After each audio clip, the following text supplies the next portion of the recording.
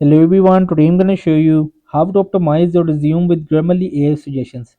So simply I will just log in and I will just continue with my drafts, and I already create a resume, but I want to optimize with Grammarly AI suggestions.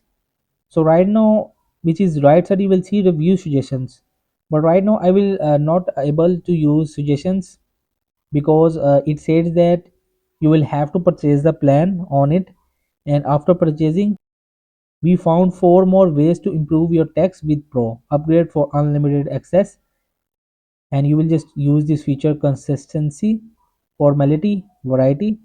And if I just tap on it, right with generative AI. So before you just click on it, you will just copy it all, and I will just copy my all resume till end, and I will just tap on it, right with generative AI.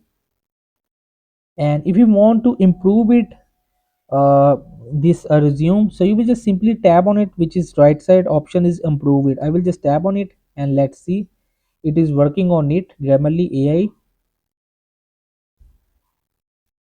So right now it will improve my resume through the Grammarly AI suggestions. So in this way you can just use optimize your resume with Grammarly AI suggestions. So that's it. So hope this video helped you. Please don't forget to like and subscribe and get notified for more videos.